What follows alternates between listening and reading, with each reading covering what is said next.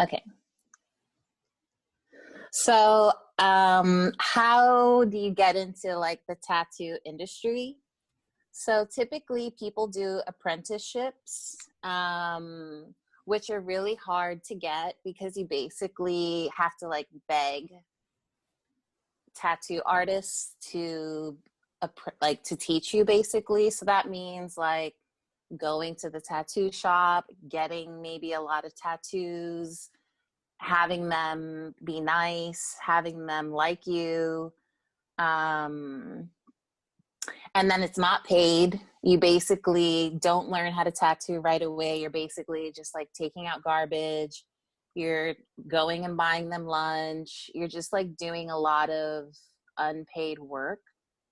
I didn't do an apprenticeship, but a lot of my coworkers have done apprenticeships, and they can also be very abusive.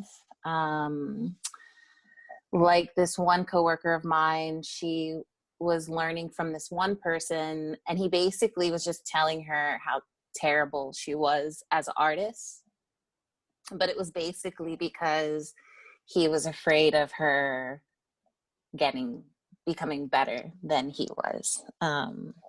Then there's like the self-taught route, or taught by your community, because I think that self-taught is not really a real thing, because even if you're self-taught, you're learning from something. You're learning maybe from YouTube, you're learning from asking questions. And so you're not necessarily really self-taught because you're learning from something, and tattooing it came before you did. So I think that it's important to give credit where it's due. But to be learning from things, you have to do your research, which is like looking on the internet, looking at videos. I guess I learned that way. So I asked a lot of questions to people. I looked on YouTube a lot. I just Googled like do it yourself tattooing, DIY tattooing. And then there's the tattoo school route, which in the tattoo industry, a lot of people look down on tattoo schools because it means that you spent a lot of money learning it. And I think that sometimes it's also looked down upon because they're not necessarily giving you like real life experience. So those are the main ways I think to become a tattoo artist. But I think that I can speak more on the whole like taught by the community aspect, because that's how I got into it. So before I became a professional, air quotes, tattoo artist, I was a home tattooer. And so I basically did like tattoo parties, and that was like at friends' houses. Sometimes friends would have like events or parties, and I would like set up shop like with like a table and a light and offer tattoos. And I remember when I first started tattooing, first I was doing it for free, which I suppose when you're just learning, I didn't want to charge people. So I was doing it for free. And then when I started doing tattoo parties, I remember charging like $25 or like, and then I was like, $45, that's so expensive. And that was really cool because I'm a shy person. And when I go to like parties or I go to events, I like to have a job. So I'm not just floating around. So it was nice to do tattoo parties, and people always thought it was really cool. And then I also practice a lot on myself. So that's my leg, that's my hand in the middle. I gave myself probably close to 50 tattoos before I started doing it on anyone else. And not like giant pieces, really like small things, like little dots, little stars. And then I also would do house calls. That was like my other thing, because I didn't always want people to come to my house. So I would go to people's houses. They would want to get a tattoo. And so I would bring all of my things. And And I would go to people's houses and like tattoo them at the kitchen table or on the couch. It's really funny to think about when I used to do that. This next one's a video. We're not going to watch that because it's not going to work. And I'm going based off of some of the topics that Rachel gave me. And so the day in the life of working at Diving Swallow. So it's like paperwork. I always take a selfie, but that's just my thing. And then you have to do Instagram, because Instagram, I think, is my main way of getting clients.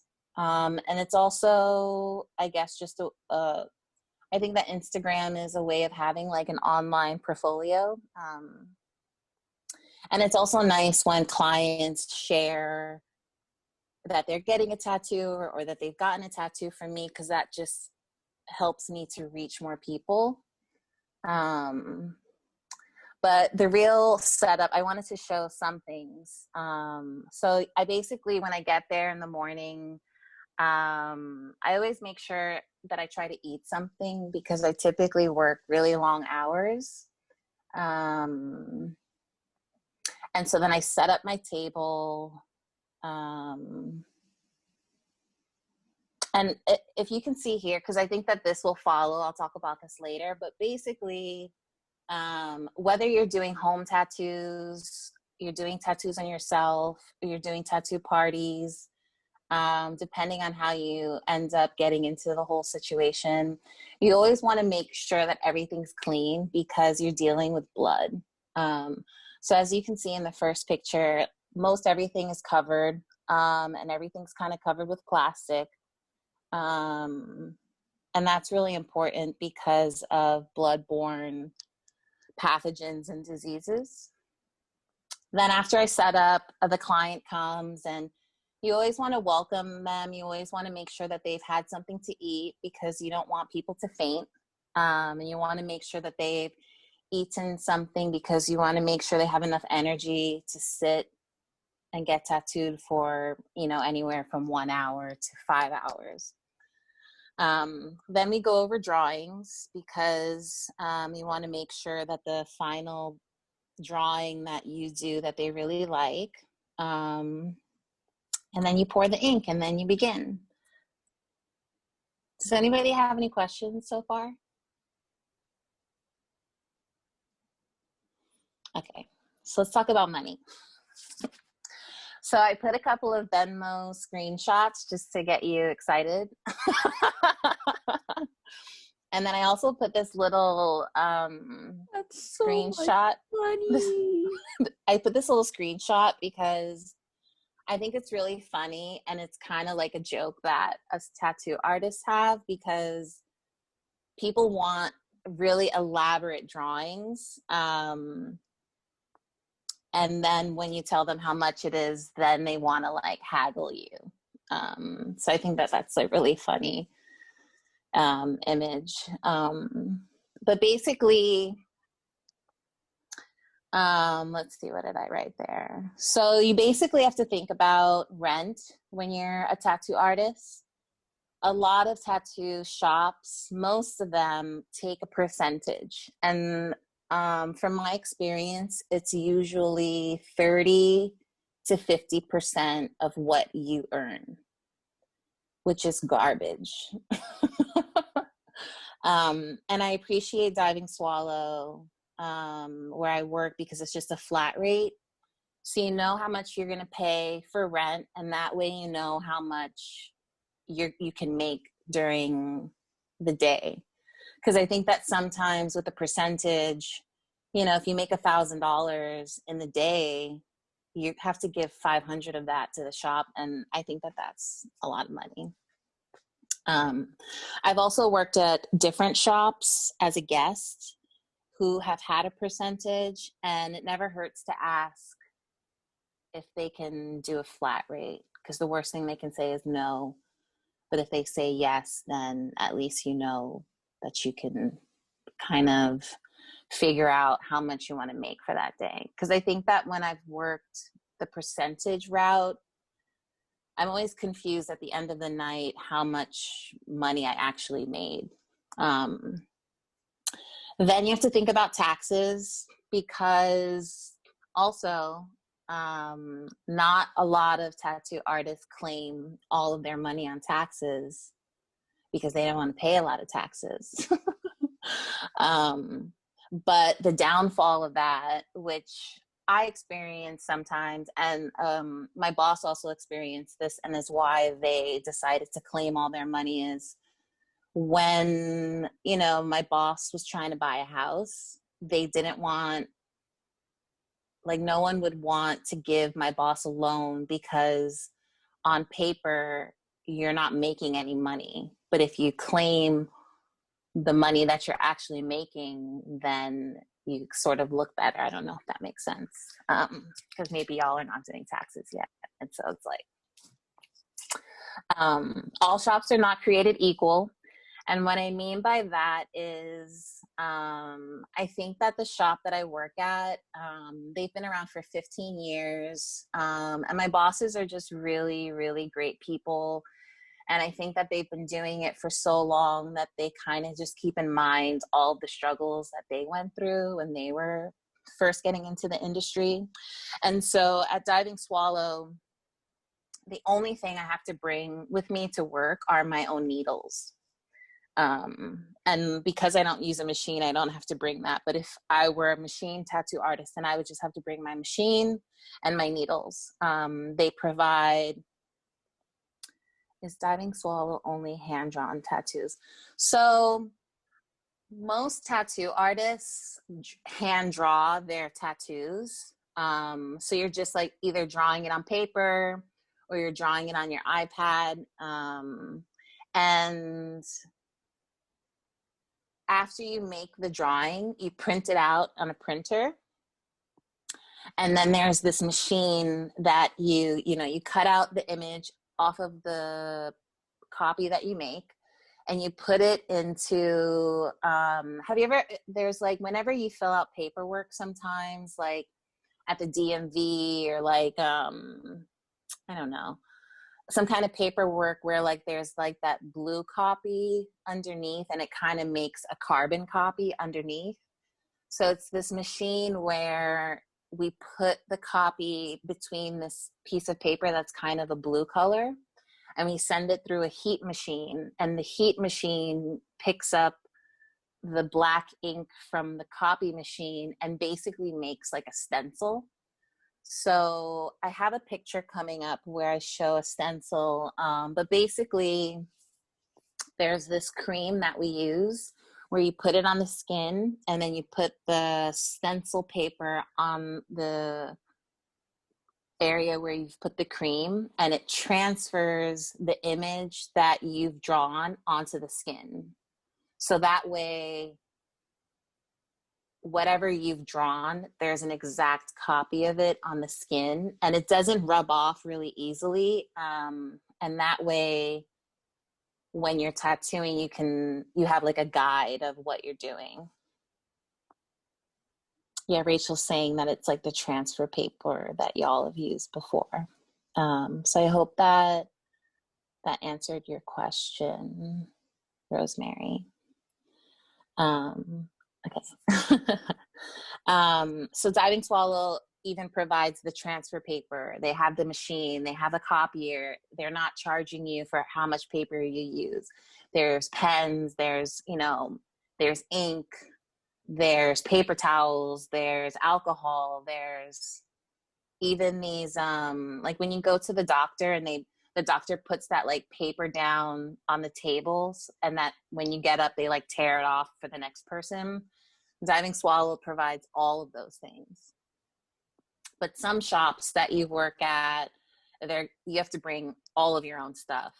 And they might not have like the paper for the table. And a lot of tattoo shops just use like saran wrap for everything. But at Diving Swallow, there's like little bags for certain things. There's like these little disposable pillowcases and sheets that you put onto the table. So if and when if you decide to go to become a tattoo artist, those are the questions that you want to ask when you're going to be working at a tattoo shop, or like the things that they provide. And then another thing that I think is important, because, you know, when you're paying rent or you're paying your flat fee, it's like, oh, they're taking $500 of my money every day. What are they providing me?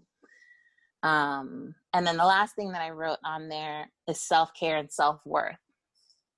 So some shops, like I have a friend who works at a shop and he charges like $50 for each tattoo. It doesn't matter how many hours he works. But at Diving Swallow, I think that they have like a reputation. I'm trying to think of who, I don't know if they're like the Beyonce of tattoo shops in Oakland, but they're very high up in like the respect that they have in Oakland. And so they don't do walk-ins. You can't just knock on the door and come in and get a tattoo. You have to make an appointment. And the cheapest hourly rate of a tattoo that you can get at Diving Swallow is $180 an hour. And so I remember, yeah. And from 6 years ago, because Rachel said that she has gotten tattooed there 6 years ago. 6 years ago, it goes up, right? And so I know, goddamn. So I remember when I first went there for an interview, my boss was telling me, because if somebody in the shop is charging $50 for a tattoo and somebody else is charging $180 an hour for a tattoo, it doesn't really make sense, right? Like everybody has to be, you know, it's like a higher caliber, right? It's like you can buy, you know, what is it? What can I say? You can buy cheese that's like Kraft single cheese for like $2.89 for a pack, but you can buy cheese that's like $20 for just like a little piece. So I think that Diving Swallow is like the $20 cheese. That's like a small, tiny piece. So I remember when I went in for my interview, my boss told me the lowest amount that we charge in the shop is $180 an hour. And I remember saying to my boss, I'm not worth that. So I think that one of the gifts that I've gotten from working at Diving Swallow is to know that I'm worth that. But even when my boss said to charge $180 an hour, I remember my compromise was to charge $125 an hour. And I remember when I did that, I was like, no one's gonna get a tattoo from me. But I was booked, I remember. So now, 2 years later, my hourly rate at Diving Swallow is $200 an hour. And so the Venmo that I put, like, you know, sometimes it's 2 hours, sometimes it's 4 hours, sometimes it's 5 hours. But in order, most of the tattoo artists that I work with, if not all, in order for you to make an appointment with us, you have to put down at least $150 deposit to hold your space. But so all of this money, even though it sounds like a lot of money, it's like rent, you're paying taxes, you have to buy, you know, your own needles, which are not that expensive. But the main thing that I meant from self-care was like, I'm hunched over in a chair for sometimes 8 hours a day. And so my back is going to hurt. My neck is going to hurt. My arms are going to hurt. And so I want to go to the chiropractor. I want to go to get acupuncture. I also want to go to therapy.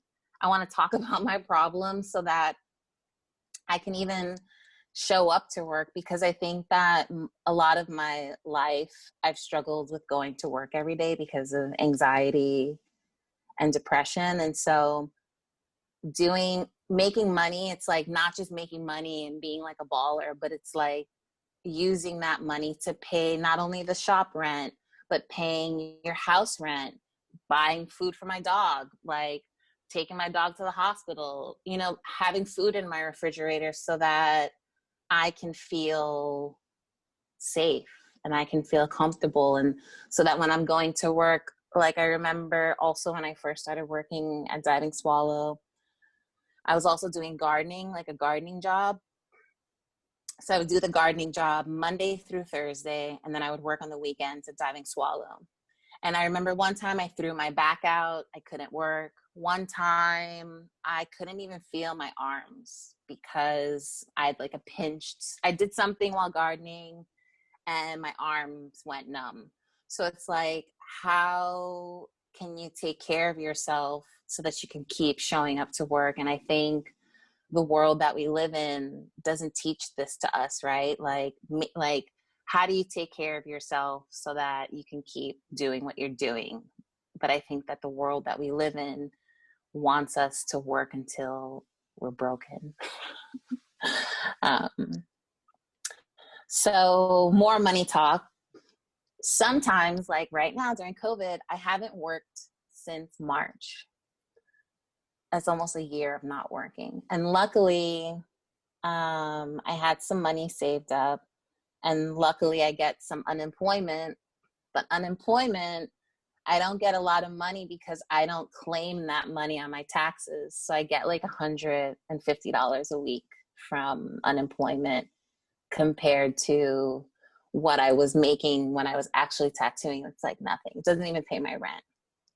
And so I have like an online shop and I sell, you know, phone cases, t-shirts, all different kinds of things with like my tattoo designs on it. And I even in the beginning of quarantine tried to make like handmade patches and stuff, but I don't have time for that because the world sucks.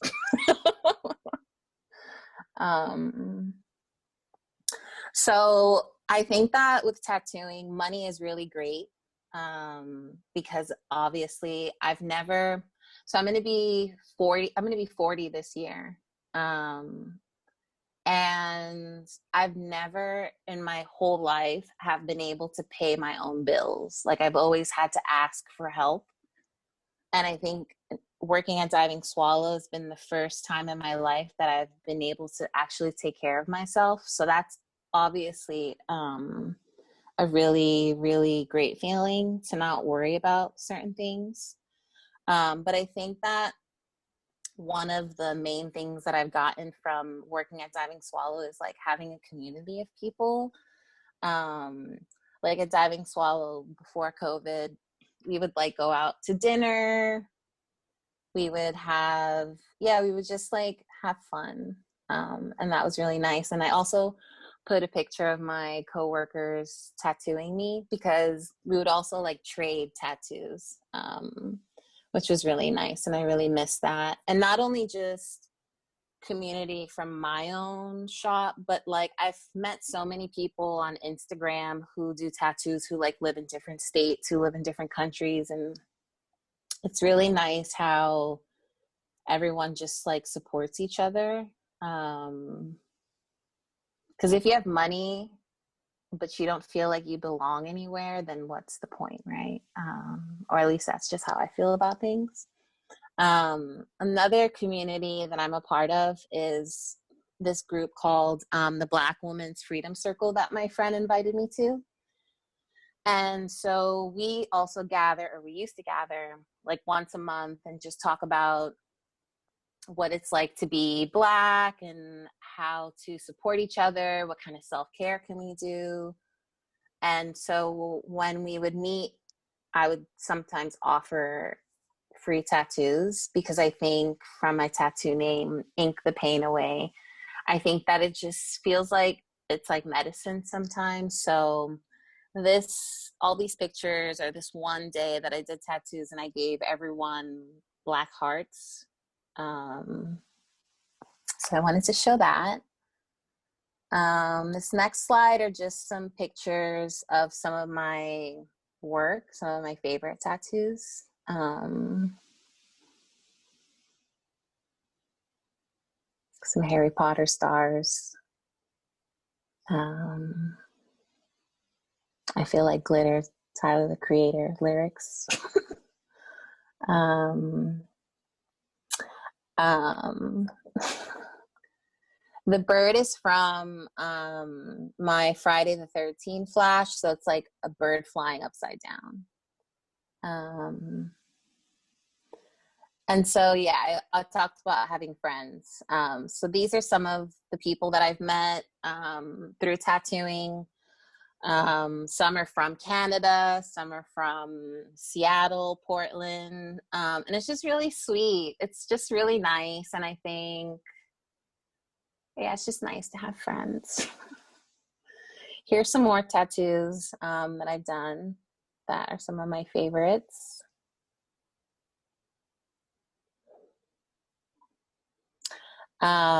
Travel. I think that this is one of the nice things about being a tattoo artist. And it was one of the things that I was going to do before COVID started was I bought an RV. And my plan was to travel all over and work at tattoo shops, because one of the cool things about being a tattoo artist, and I showed a screenshot that I took from Instagram in the middle. So it's like I follow all these tattoo artists, and sometimes people who have their own private studio or who work in like a big shop, they're looking, I'll get to your question, Rosemary. They look for other traveling people to come and work at their shop, because then, you know, they're making a percentage of whatever you bring into their shop. And it's also just bringing in like new artists. So I'm from New York, and I go home every year, or I used to go home every year before COVID. At least for 2 months. I go in June and July, or July and August. I go for 2 months and hang out with my mom and my sister. And so doing tattoos, I was able to go to New York and make money and have something to do, so I don't have to be with my mom all day, because then I would go crazy. But also having something to do every day, or, you know, a couple of times a week, so I'm not every day with my mom and my sister, making my money back for my plane tickets and the rental car that I have while I'm there, meeting new people, meeting new clients. So then that way I'm building up my clientele so that I can keep going back to New York. So the bougainvillea in the picture, Rosemary, that took, I think it took like 10 hours, maybe more. I can't remember at this point, but it took 3 sessions, I think, at like 3 hours each time, or 4 hours each time. Yeah, it took a long time. The person was a champ. It took a really long time, and it's literally I'm just poking the color dot, you know, dot by dot. So last year, thank you. Thanks, Rosemary. So last year I was able to go to Hawaii. I have a really good friend in Hawaii, and the US government basically was trying to put a telescope on sacred land in Hawaii, which there are already 13 telescopes on this mountain, and they wanted to add another one. And it's sacred land. There's all this drama. They're supposed to give the land back to the Hawaiians. They didn't. So basically, last year there was a protectors camp, which was blocking the main road to the mountain, and people were camping there in protest of what the US government wanted to do. So my friend Kuyo invited me basically to come to Hawaii, and she like paid for my plane ticket. It wasn't very luxurious. We slept in a car for 5 days, but it was like such a beautiful experience. And it was my first time like tattooing somebody's face. But we got to go to the top of Mauna Kea, which not everybody gets to do. And it was just a really great experience. And I think I don't know, I just feel really lucky and really grateful because I think that I a lot of the time wonder like, is this what I'm supposed to be doing with my life? Am I doing enough? Am I drawing enough? Are these tattoos nice enough? What kind of impact am I making in people's lives by doing these tattoos? And I think it's really nice sometimes when people reach out to you and ask you to do things like this. So I just wanted to share that. So one of the questions that Rachel sent me to was like someone was saying about machine tattoos. Machine tattoos, I think I would like to do machine tattoos because it's faster. So something like the bougainvillea took me, 10 plus hours. If I did it with a machine, it probably would have been half that time. And I'm sorry, but this is a pig's foot because my boss, when she apprentices people, she has them practice on a pig's foot because you're able to like practice putting the stencil on because there's fake skin, but I think that she was saying that with pig skin, you can actually start practicing like stretching the skin, feeling, actually, I think that it's sort of similar to human skin a little bit. And so she had me practice on a pig's foot, and it's hard. It's so hard because like with my hand poked tattoos, I put the needle on the line and that's where it goes. But with the machine, you have to sort of press a pedal with your foot that makes the needle come out of this tube. And then you have to dip it in the ink. And then when you're pressing the pedal, the needle is kind of doing this back and forth motion. And it's kind of vibrating. And then when you dip it in the ink, for me, I can't see where the tip of the needle is. And so I had some stencils and I would put the needle down on the skin, and instead of being on the line that I put, it would be next to it.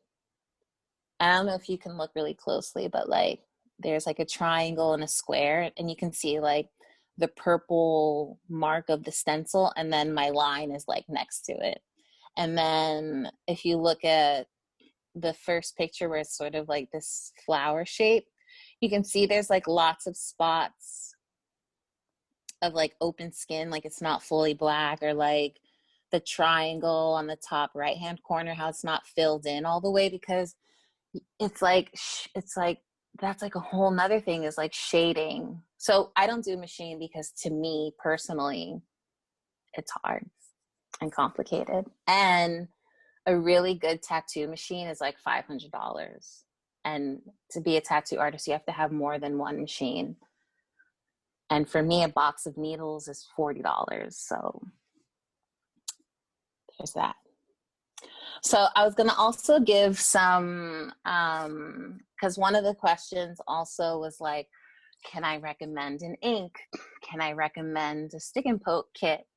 Before I do that, I wanted to show what we call blown out tattoos. And that's when, whether it's with the machine or with a hand poked technique, it's when you go too deep with the needle. And as you can see in the pictures, it leaves this kind of green color on your skin. And I've done that. I've done that many times, especially in the beginning part when I was doing home tattoos. I have this one friend, her shoulder is green because I didn't know what I was doing, but she said, you could practice on me. And now her shoulder's green. And so I wanted to show this because, whatever, people may try to do this at home. I don't recommend doing this at home. I don't recommend people doing this, but if you do this, it's all about safety first, right? So just know about blown out tattoos, not going too deep because you don't want green skin. And then I also wanted to share what infected tattoos look like, because you want to have like a sanitized workstation. So earlier I showed how everything's like wrapped in saran wrap, everything's disinfected, because you don't want your skin to look like this. And it's all going to leave a scar. I know. Because it's like, I think that, yeah, tattoos have this like, everybody's like, oh, tattoos are so cool, or like, oh, I want to give myself a tattoo at home. But it's like, if you're not being clean, you're not sanitizing stuff, this can happen. And this can happen at home tattoos. This can happen at a tattoo shop. This can happen even if a tattoo shop is clean. It also is part of the client's job to make sure they're keeping their tattoo clean also. Like, that you're doing what the tattoo artist tells you to do, like washing it a certain way, putting the lotion on in a certain way, making sure that you're cleaning it. So I just wanted to show that. This is the ink that we use at Diving Swallow, dynamic ink. You can also use India ink, which I think that Rachel said that y'all have used that in some projects. She says, yeah. Yes, don't do it without asking your family first, because I'm going to be 40 and my mom still gets on my nerves about tattoos. And so you don't want to get in trouble, right? You got to ask your family first, because they might kick you out of their house and you don't want that. I used India ink for a long time. And India ink works great. I think that it's not a true black though. I think that when India ink heals, it's kind of like a blue-green color. And I think that with this dynamic ink that I started using at Diving Swallow, it's a very good ink. But I also used a different kind of ink before working at Diving Swallow. And what I really like about this dynamic ink is that it's really liquidy, because with hand poke tattoos, your needle can get really crusty with ink and you have to kind of clean it off. And I think that there was less of that happening with dynamic ink. If your family says it's okay to tattoo, you might spend some money. I also want to say this one thing, and this may or may not be okay, but the thing on the right is called Natasha. This is probably one of the most important things that I think, if you're going to do tattoos, that you should invest in, because alcohol is not enough to sanitize surfaces. This Natasha is like it's for viruses, it's for bacteria, it's to clean like the table, it's to clean not the skin, it's to clean your surfaces, so that after you do tattoos, you're making sure there's no blood residue anywhere. Let's see, there was another question. How do you feel doing tattoos? How do I feel? I feel a lot of different things. I feel a lot of stress, because I don't want to make mistakes. But I've made mistakes before. And I think with hand poke tattoos, what I tell my clients is that I'm not a machine, and that I'm not a robot, and that I can't, even robots, even machines, when they make things, they're not perfect. And so having a hand poke tattoo, there's a sense of imperfection. But when I do tattoos, besides feeling stressed and anxious, I feel connected to the person that I'm tattooing, because I think tattooing is like sort of getting like a haircut. People like to talk. They like to share about why they're getting the tattoo. And most of the time it's for some sad or happy reason. And so somebody's sharing their life with you. And so I feel connected. I feel grateful. I feel honored. So I feel those things when I'm tattooing. Um, this next slide is like tattoo needles, because there's lots of different types of tattoo needles, and I use round liners. And if you can see from the top image, it's like that's from looking at the needle tip, whereas the bottom picture is like looking at the needle from the side.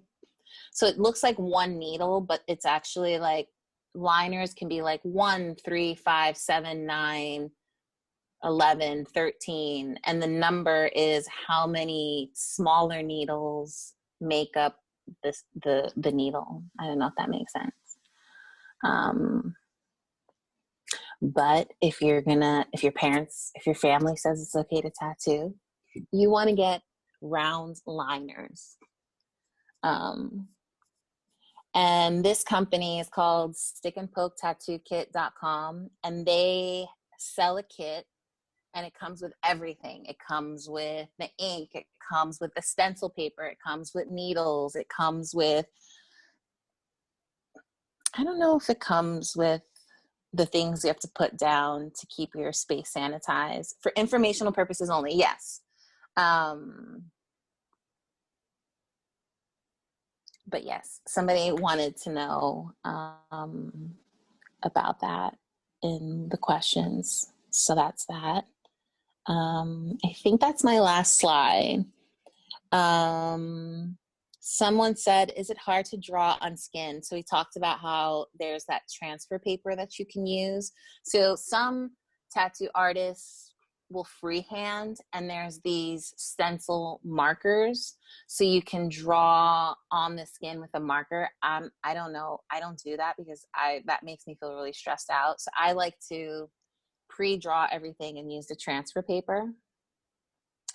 Someone else says, is a stick and poke tattoo more easy to do than a regular tattoo? I personally think it's easier because I can put my needle exactly on the line and I can see everything. But most of my coworkers who use a machine, they say that they don't understand how I can do hand poke, that it's really hard. So I think it just all depends on how your brain works and what you feel like. If you try it, what feels good to you.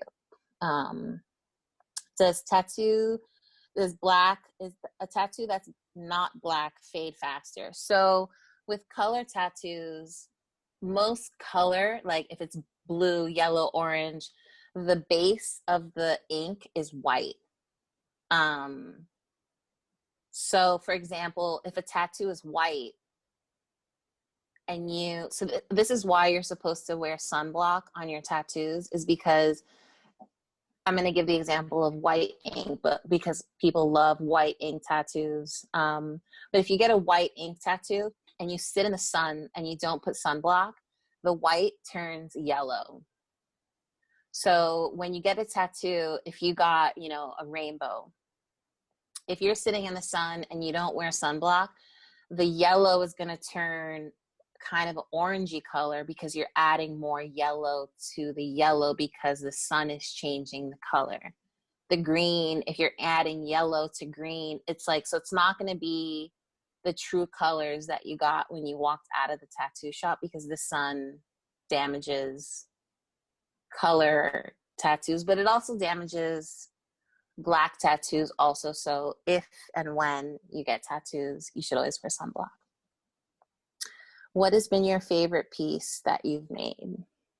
The one when I went to Mauna Kea, this person in the middle, she wanted me, so tattoos were banned in Hawaii because white colonizers basically said that it was like bad or unclean, and they were just trying to colonize Hawaiian people. So I think that there's like a lot of Hawaiians who are trying to reclaim tattoos. And so this person that I tattooed wanted this shape from her mouth to her belly button. So I think that that's one of my favorite tattoos. I also think the bougainvillea is one of my favorite tattoos also. Let's see. What is some advice for beginners who are interested in hand poke tattoos? Are there any inks that you recommend?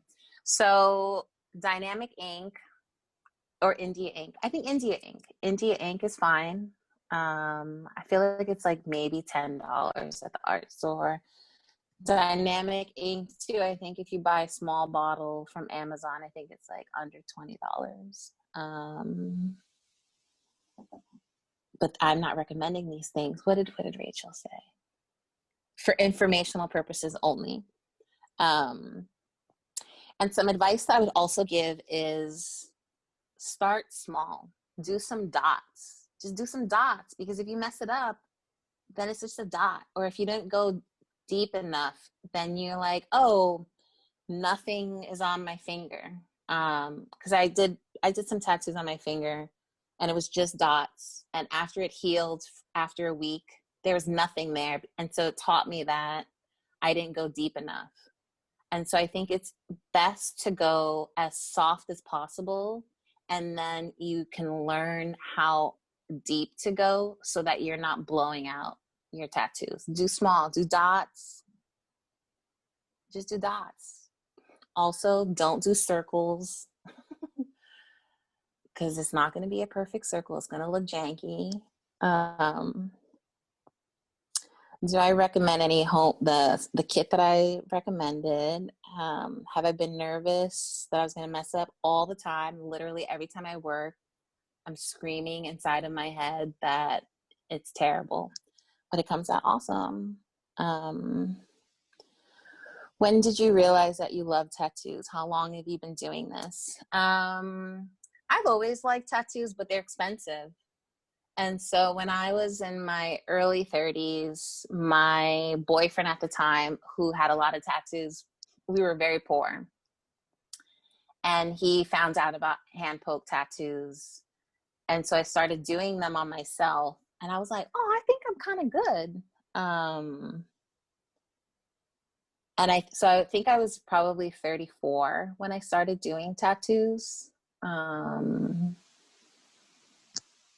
So that's, I guess, what happened. But I started doing tattoos because I was sad, and doing tattoos made me feel better. Or like it helped me to like snap out of my sadness temporarily. And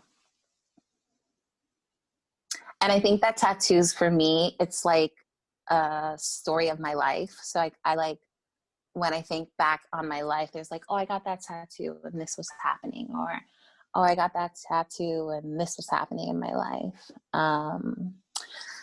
Another question is, how many layers do you have to do on darker skin? Whether you're light skin or dark skin, it doesn't matter. It's the same thing. I think that a lot of folks who are more melanated, who have darker skin, there's a lot of tattoo artists who have never tattooed Black people, or who have never tattooed people of color. So they don't know what they're doing. And they think they have to go darker or harder, and they'll actually damage people's skin. So I don't think that you have to do it any longer, any darker. Thank you. I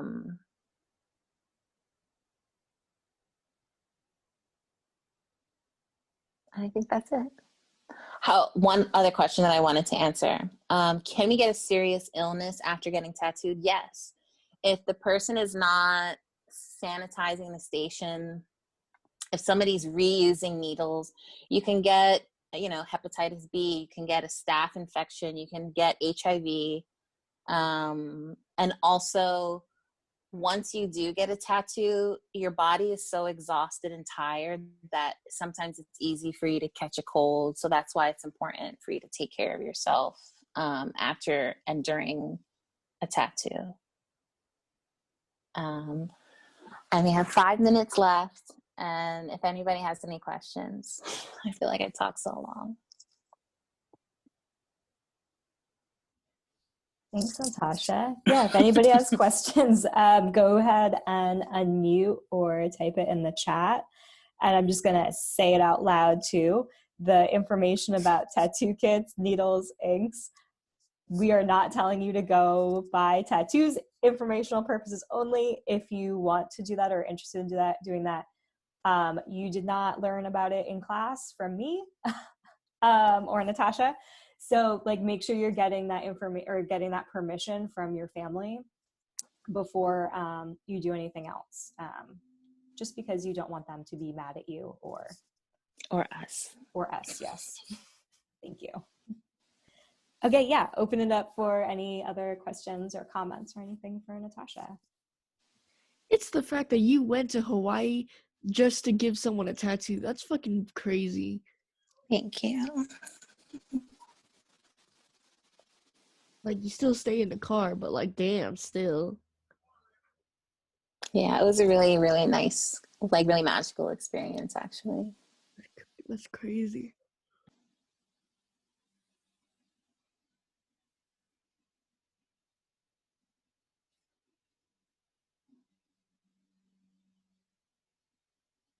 I also want to give a shout out to Rachel for being online teacher, because when you can't see people's faces, you don't know if people are enjoying themselves. We are. I'm thinking. I hope you know. I'm thinking. You know, it's like a comedian. Also, you like gauge the audience. You're like, oh, that person's laughing. Oh, that joke was good. I'm gonna keep going. Yeah. So shout out to Rachel. Look, it's like ass in the morning, okay, and to be real, there's a lot more like comments and like stuff in the chat than most like presentators, bro. Right on. People are really interested in tattoos. You cannot get a tattoo if you're under 18. You also can't be a tattoo artist if you're under 18. Damn. I think, no, is it? I don't, yeah, even if your parents go with you, you can't get one. Yeah. You can get pierced if you're under 18, yeah, but you can't get a tattoo if you're under 18. Yeah. So I have had some students that have walked in with some professional tattoos. I don't know where they're getting them, but I do. Yeah, my dad took me when I was 16. Was it awesome? I think they sent me to the trashiest person, or the person who had the least amount of experience, but it was my dad's friend's shop. Oh yeah, Pamela says she has one as well. But Yeah. Rosie, yours you did yourself, right? No, not mine is a stick and poke. Yeah. Yeah. Not a professional.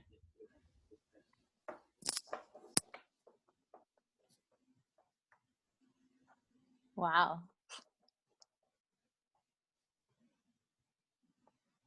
I would love to see these tattoos. Did it come out good, Pamela? Yeah, yeah, it came out good actually. I was surprised. That's a good surprise. Yeah, that's a really great surprise. I don't think I would Thanks, let my everyone. 16-year-old cousin tattoo me. Well, thank you so much, Natasha. We really loved having you here. It was really great. I know I learned a lot. I hope other folks learned a lot too. There's this one tattoo artist. I think this is her name. I think it's like Noko _ tattoo. I just sent it to Rachel. Sorry, everyone. Noko _ tattoo. And I think she lives in Amsterdam, and I think she's 12, if not 13. And she's a tattoo artist. Dang, okay. Or because her dad is a tattoo artist and has taught her since she was a little kid. That's nuts. Thanks, everyone. Thanks, Rachel.